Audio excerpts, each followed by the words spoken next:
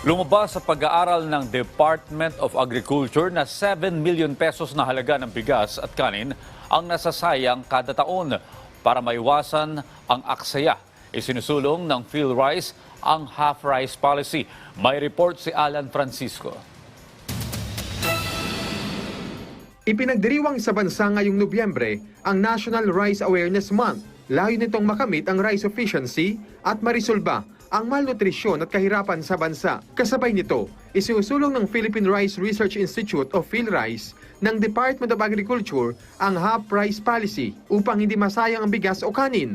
Nagsimula ang kampanyang ito noong 2013 at muling ipinagpatuloy noong nakaraang taon at magtatagal hanggang sa 2028. Lumalabas kasi sa kanilang pag-aaral na 7 million pesos kada taon ang nasasayang na bigas o kanin na sanay nakakain pa sana ng 2.5 milyon ng mga Pilipino. Kaya naman, para kahit paano ay maiwasan ang pagasayang ng mga Pinoy ng kanin, mahalaga ang half-rice option sa mga restaurant at karinderya. Sa katunayan, ayon sa PhilRice, higit 40 ordinansa na sa iba't ibang lugar sa bansa ang nag-o-offer na ng half-rice sa kanilang mga restaurant at balak nilang palawakin pa ito.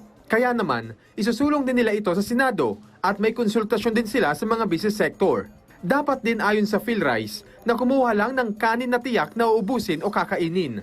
This time we are involving the consumers para po dahil ang rice ay ating staple food. So it's important that it's not just a matter of technology push na yung farmers ang inaano nating magproduce ng rice, but also the consumers they have a role to play by avoiding wastage sa ating food, and doing that is also very helpful for our health. Highlight din ng PhilRice ngayon ang pagtangkilik ng mga consumer sa bigas ng Pilipinas para matulungan din ang mga sarili nating magsasaka. Kasi iyon yung isa sa mga reasons kung bakit mababa yung income nila. So 49% lang ng consumer prices yung nakukuha nila, and malbaba yung income nila dahil doon. So kung binibili natin yung bigas ng 50 pesos, nakukuha nila less than 25, and babawasan pa yon ng inputs nila, so halos wala na natitira.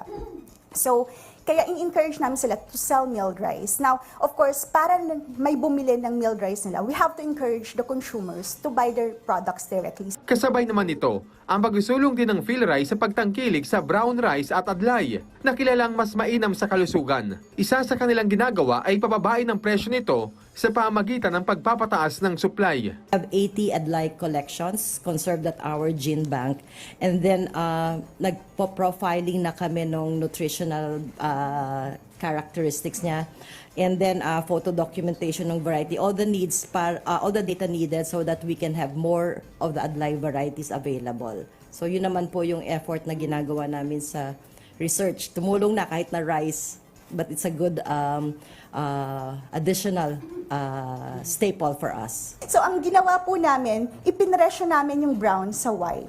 Kasi isa sa hindrances talaga kung bakit hindi siya nabibili ay yung price niya. Kasi ang target price talaga, ay ang target market talaga ng mga nagpo-produce ng brown rice ay yung mga middle to upper class. So tingnan namin siya, and tumaas naman yung volume. Alan Francisco para sa Morning Show ng Bayan, Rise and Shine, Pilipinas.